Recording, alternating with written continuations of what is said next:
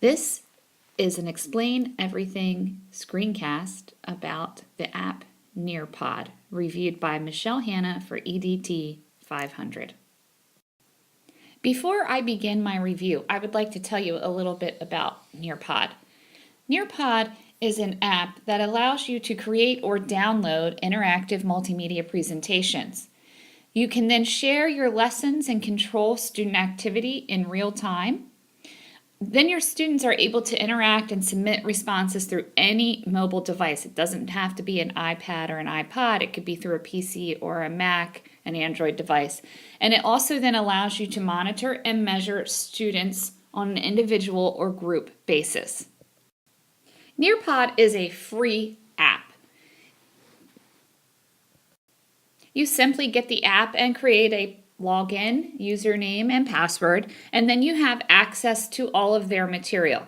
Now, even though it is free, I will put a little disclaimer in here. Some of the presentations within Nearpod are paid, so you do have to be careful about that. However, with Nearpod, the great thing is you can create your own presentations tailor-made to your class. So once you actually log in to Nearpod, then you would see this screen. I'm going to take you through one of the presentations I have and use in my library.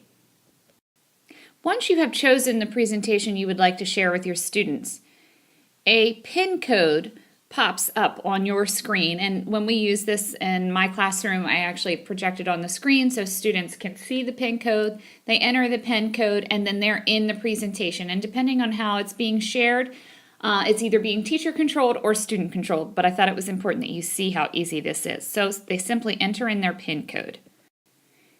And now is when we get to the part where you can see that this is very individualized. So students actually have to sign in to use Nearpod. They put their name in.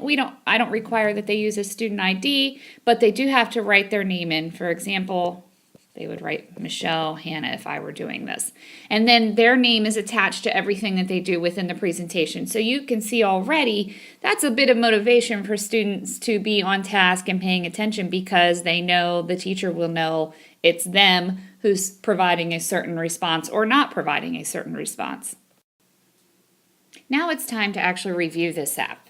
As you can see from this first screen in this presentation about coral reefs, the graphics are engaging, they are beautiful. I'm looking at a coral reef in this picture right now. And also my lesson objectives are clearly stated. So students know right up front what their expectations are going to be right from the first screen after they've signed in. I would like to say also that Nearpod is extremely user-friendly for several reasons. One, it's free.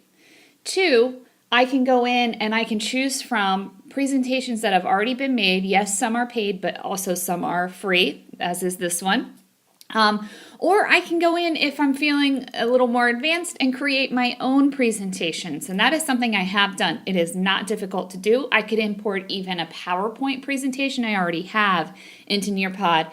And also, the goal for me this year is to actually have some students create their own Nearpod presentation. So it is user-friendly. I do feel that it is quite engaging just from graphics and some of the things that it has embedded in it alone, which you're going to see shortly. Another reason that I would say that Nearpod is so engaging is because throughout the presentations, you have the opportunity, if you're creating your own or if you're using one that's already made, to embed questions. For example, this is just like a quick, hey, have you ever been to a Great Barrier Reef? Students either answer yes or no. And on the screen, it populates this pie chart and they can see immediately. So that feedback is right there, which is also really important for students to be able to see. Here is another example of a question. This is a multiple choice question. So they have now gone through the presentation and seen several slides, and then they have to answer it. It's just a knowledge check, a simple question. Have they been paying attention? And you can see then immediately on the screen how many people have gotten it correct, who's gotten it incorrect. And then down along this axis, you would actually see the student name. So I would know immediately who's paying attention, who's not, who do I need to stop in with and check in on. Nearpod ranges in age appropriateness. There are Nearpods for students as young as kindergarten, first grade, all the way up through university level. Again, the nice part is any teacher can create their own Nearpod and make it specific to their class needs.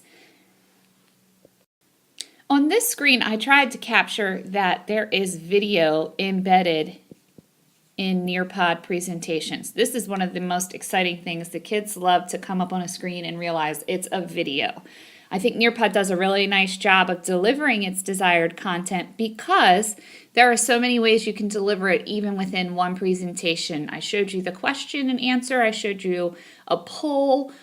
This is now a video that has been embedded. There are also websites that are embedded within Nearpod. Slideshows can be embedded within here. Students can actually draw their responses if the teacher so desires to put that in the presentation. So I think that Nearpod does a really nice job of communicating its desired content and making it accessible to many different learning styles and ranges of learning. It's a great tool for being able to differentiate. On this screen, I tried to capture that there are slideshows within Nearpod. So you can see here, I kind of got between slides, so you got the idea.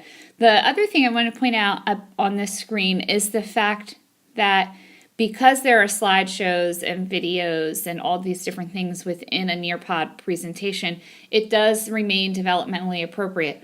Also, the nice thing about this is if I wanted to have a group of students working on their own through a Nearpod, I could. They could work through it at their own pace. I could also then be using the same presentation as a larger group instruction where it's teacher-paced, which means that I would be the one setting the pace for the presentation. I would like to talk again about that motivation piece. Here is an example within the presentation that a Nearpod can actually take your students out of the presentation into a website, safely deliver them there, and then bring them right back into the Nearpod. This allows for students to be able to explore the material in many different ways. At the end of the presentations, either ones that I have used that have been created or ones that I've created myself, I have found it is handy to put in a quick quiz, like an exit quiz, with just several questions. They could be yes or no or multiple choice, but just a quick way to check who understands the material we have just gone over. And I will know immediately because it is attached to their name. Here is an example of what that would look like. So again, their names would be going down the side here. And then I could see their score and my graph would be populated instantaneously. I hope that this presentation about Nearpod has been helpful and that you will find a way to use it in your classroom in the future. I just wanted to take one more opportunity to show you these are some presentations I have used and will continue to use in my own classroom. These are from my personal library. There's so much material out there and it's a great way to engage all students.